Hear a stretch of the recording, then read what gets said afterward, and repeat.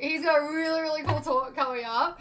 So we have Johnny from Involved IT is going to be talking about how to control your home sauna using .NET 5. So Johnny, welcome in. How are you? Hi, I'm good. I'm Now, great. How are you? before you go into your talk, I have a question for you. Is Okay. this specifically and only for home saunas, or are other types of home applications included in your talk? No, this is specifically for the sauna in my home. Wow. All right. So once we're done with this talk, I'm assuming everyone has to come to your house and try out the sauna and make sure that everything you're saying is right, is correct. Yeah, you're allowed to have parties at your house now, right? Yeah, COVID times really make it hard A to hundred invite a lot percent. of Well, people. I'll leave everyone with you, Johnny. Again, please put in all your questions. #.NETConf. I'll keep them coming through. And over to you, Johnny. Feel free to share your stream, and away you go. Okay, hi, welcome to .NET Conf, everyone. So I'm very excited, and I'm also very excited for .NET 5 finally releasing during this .NET Conf conference. So as you heard before, indeed, I'm going to talk a little bit about how I used the .NET 5 to go and control my home sauna. So what's the story? So first, a little bit more about me. So I work for a consultancy company called Involved, which is located in Belgium. I'm located in Belgium. Um, I'm a .NET software developer, architect. I do mostly backend development, C# and .NET, but also at home, I really like to use .NET for everything. I've been using .NET since it came out, basically in 2002. I've been using it professionally since 2008. So I'm really excited about the whole new direction that .NET 5 is heading. So basically, somewhere last year, my wife decided that maybe it's cool if we have a sauna at home. So we decided to get someone to build a sauna in our backyard. And so it's a European backyard, and you can see here it's quite small, but still we like to relax a little bit. So the big gray box is basically the sauna. Um, and inside of the sauna, there's a little control panel. So on the left-hand side, you can see a control panel. And on the right-hand side, you can see the electronics box that sits on the inside wall of the house. So if I go back to the outside view, I don't know if you know this kind of houses, but we live in what's called a bel étage. So we live on the first floor, and the ground floor is basically the garage, and all the stuff that I don't have space for is somewhere stuffed on the ground floor. So when I use my control panel to set a target temperature, and I go back inside of the living room, I'm at the first level of the house, and I'm too lazy to go outside to look.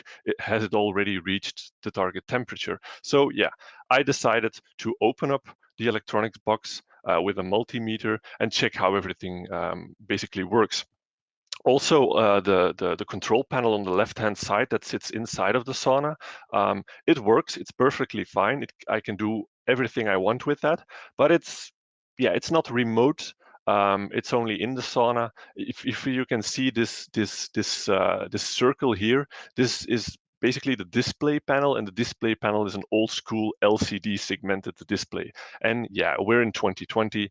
I don't want to see segmented LCD displays in my house. So I dug around in this electronic box on the right-hand side, and I could see that on the right-hand side in the bottom, there were two relays or two switches.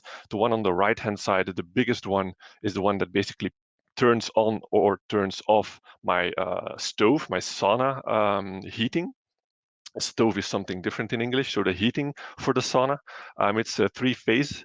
And then on the left, from that big relay or switch is a smaller switch, and this actually switches the infrared panel. So we can choose for the Finnish sauna, where you can pour water on top of the heating device, or we can do infrared, and the sauna has infrared panels all over the walls and built inside of the benches.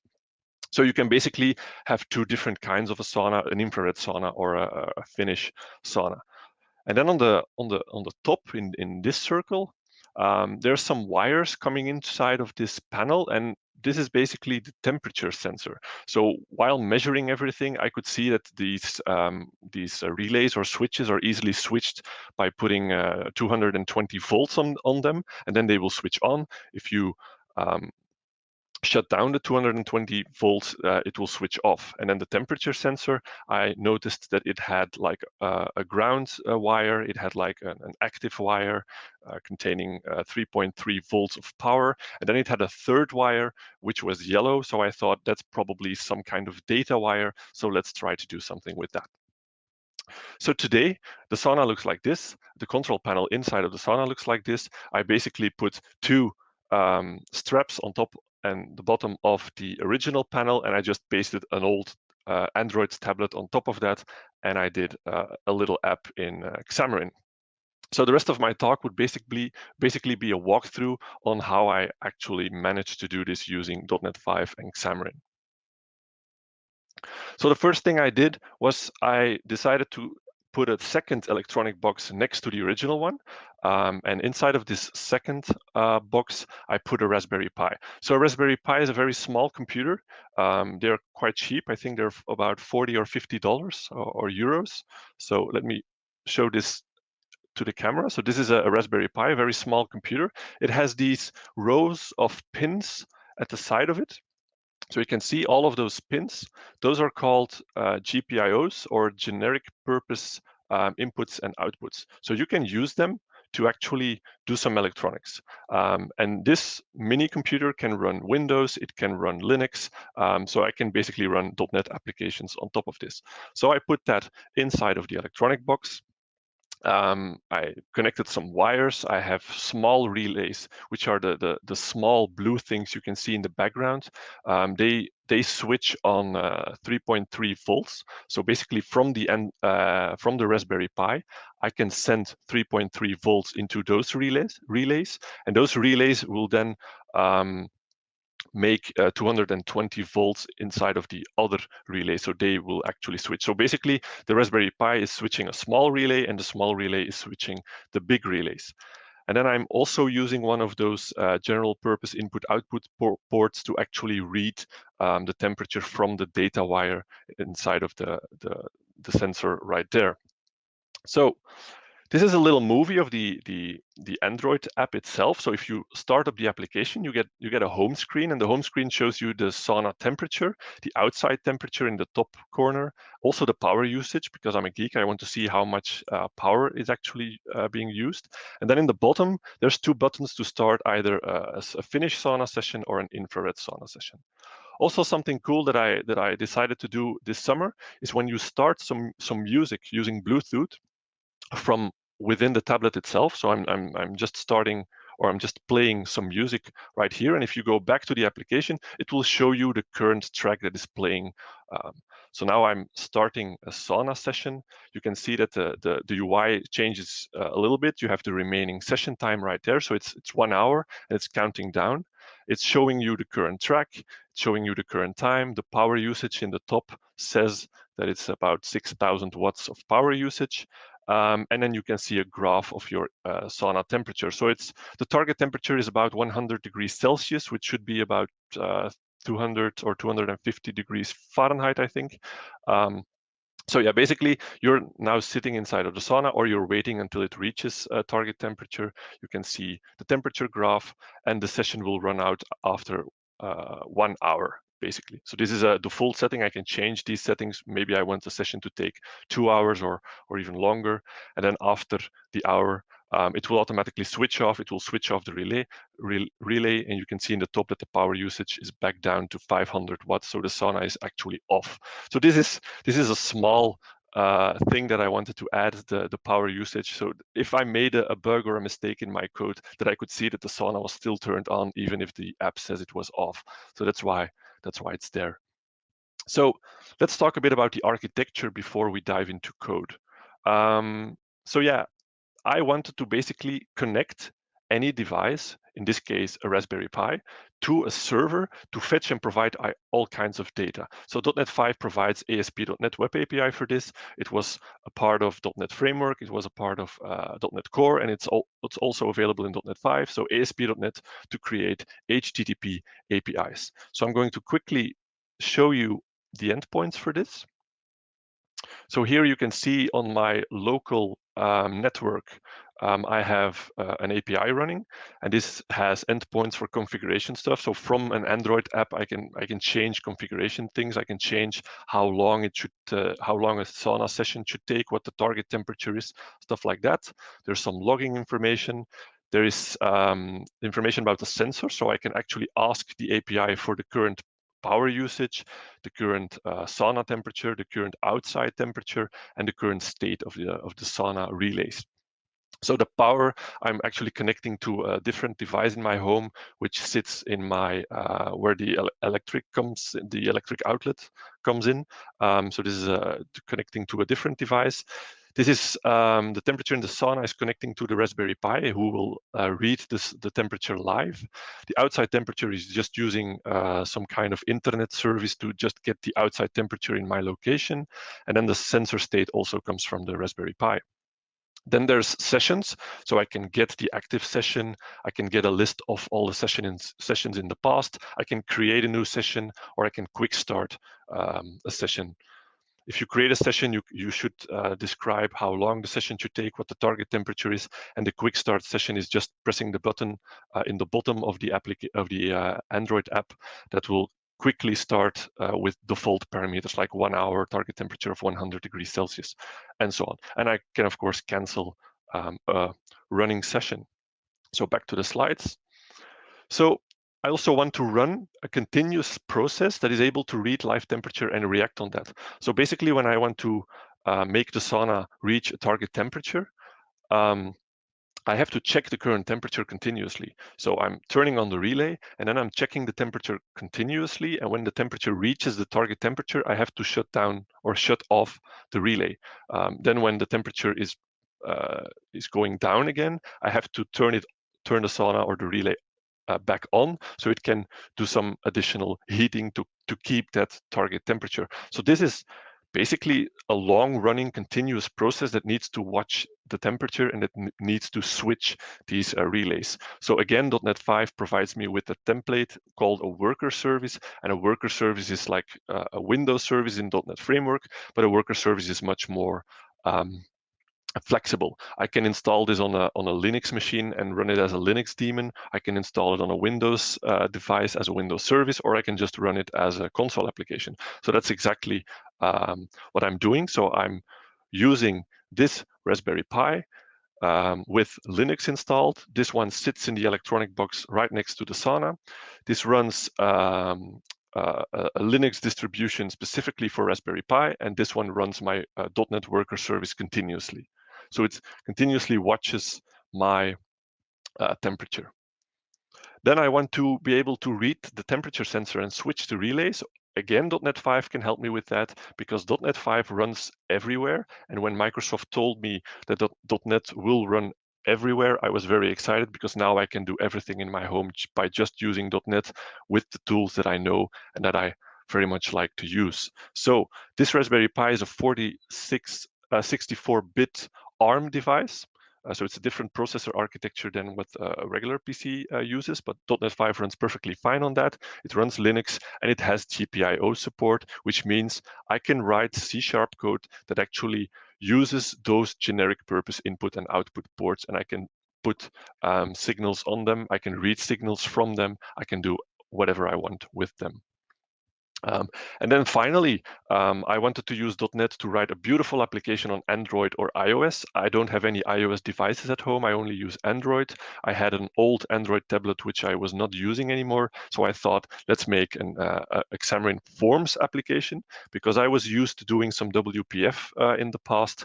So I can use my XAML knowledge, hopefully inside of Xamarin, and create an Android application with, again, the tools that I know and that I love. Which worked perfectly fine. I've shown you the demo, which is completely done in Xamarin Forms. So a little overview for the architecture. So I have a database. And why do I have a database? Because I want to store the information related to sauna sessions. Basically, today I just have the Android tablet, which is this one. I have it right next to me. So this is the Android tablet that I'm using. I can put it in the sauna, and I can use the same application on my phone from my living room, from the couch, to see what is happening. But in the future, I really want to do a second Android app or an extension on this app that has more details, so I can schedule a session in the future. So I can schedule a session, for example, for tomorrow at 6 o'clock in the evening. I want to have a sauna session with a target temperature of 110 degrees Celsius. And then I expect all of this code to automatically make sure that the sauna reaches that temperature at that time. So that's the future of this application, and that's why there's a database. So I can store these sessions and I can store the temperature samples from that, so that I can also learn if the outside temperature is 10 degrees Celsius, for example, that I know that it takes about 40 minutes to reach target temperature. And then in the future, when I do a new session, that my application knows how much time it should start preparing before actually reaching that sauna temperature. Then on the top, there's my HTTP API. So this is the Swagger I've shown you with all the endpoints. And this actually is being used by the Android application. And this will use the HTTP API to get more information about the current temperature, about the current session that is running, also giving you a temperature history so it can draw the graph. And then on the left-hand side is the processor, which runs on the Raspberry Pi, and this can connect to the temperature sensor and the electronic switch. There is two-way communication. Why? Because basically the worker service also runs a gRPC server. So gRPC is a different kind of technology from Microsoft, and the only reason I added it to this project is because I wanted to play around with this. So gRPC is quite new for me. It was already available in .NET Core 3.0, and that's when I actually started to implement it right here.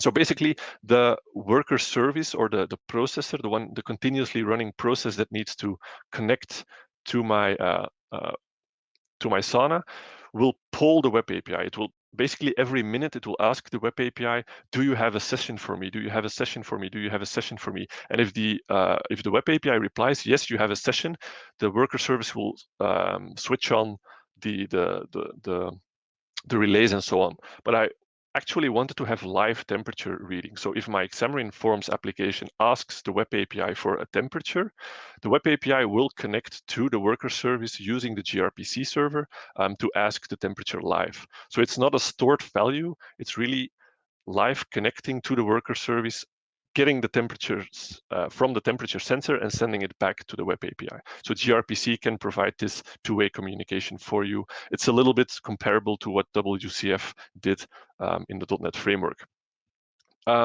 Also, the ASP.NET Web API actually runs in my local home. I know there's great tools. We can use cloud environments. We can use Microsoft Azure, but I really wanted to run everything in my local environment without access from the outside world, because I don't want people from the outside world hacking into my sauna and making it run all day and all night using 6,000 watts of power. So that's why everything is located in my local network. And that's why the Docker container on my Synology NAS. So I don't have an actual running server, but I have a NAS containing some files and data. But this can also run Docker containers. .NET 5 runs perfectly fine in Docker containers. So I created this as a Docker container, which is very cool. So let's switch to some code. If I can find my Visual Studio. Where are you? Here you are. So this is a single solution containing all of the projects. So I have my API right here. I have, which runs .NET 5. I have my processor, which is my worker service running on the Raspberry Pi, which runs .NET 5. And actually, if you want to run a .NET application on a Raspberry Pi and you want to control these generic purpose input-output ports, you have this NuGet package that can help you with it. So system.device.gpio will actually give you the SDK, the API for you to communicate with those hardware features on a Raspberry Pi, which is quite cool. And then finally, we have the front end, which is Xamarin Forms project and an Android project. The Android project actually doesn't really contain any real UI code. It's just a wrapper around Xamarin Forms that allows you to deploy on top of an Android tablet or phone. So what I also like about Visual Studio is that when you're doing Xamarin development, it can really help you to do that in a fluent way. So for example, I can run this on an emulator on Android, but I have a physical tablet right here. So what you can also do is basically connect this using USB or using your local network. So I can say ADB connect to the IP address from my tablet, which is something like this. I think that's the IP address. Yes, and then Visual Studio automatically changes and it says run this on the Lenovo tablet. So if I just press play here, it will deploy the application on my Android tablet, and I can just debug while running on the actual tablet, which is cool. So I'm going to show you the result a little bit later because it takes a couple of minutes to actually do the deployment of the package on top of the tablet. So I've got the physical tablet right here, but I also have a screen sharing tool that can show you what's happening on the tablet itself, so I don't have to hold it up to the camera. Okay, so maybe I want to show you a little bit about the Raspberry Pi application. So a worker service basically runs a background service. So it's a class that derives from a background service, and you have to configure it by calling the add hosted service. So add hosted service will run a class continuously in the background. So I actually have 3 worker processes. So I have 3 things that continuously run in the background in a single application, in a single Linux daemon. So we have the configuration worker, which basically is a little worker that continuously asks the web API if the configuration has changed. So in my web API, I store configuration like what's the target temperature and stuff like that. So the Raspberry Pi will just ask for this information every 2 or 5 minutes or something. Then the session worker is a continuously running thing that just asks the web API, is there a current session? Is there a current session? Is there a current session? And when there is a current session, it will start working. So this runs, I think, every minute. So every minute it checks, is there a new session? And if there is a new session, it will start its work. And then the sample worker runs every 10 seconds. When there is an active session, it will start sending samples to the web API, so temperature samples. And these temperature sensors will really help me to build the actual graph that you see in the bottom. So while I was talking about this, I can see that the Android app has successfully launched. I am debugging right now. And a thing that really helped me out is something they called XAML hot reload. So I'm doing XAML UI work. So if I open up my Xamarin Forms application, this is the Sauna page. So this is the actual XAML page that runs the main screen. For example, I'm not happy with this blue color. I just want to see what the result is. Again, if you don't believe me, running live on the tablet. It's the same screen as you can see in the presentation. So if I change this to yellow, because why not?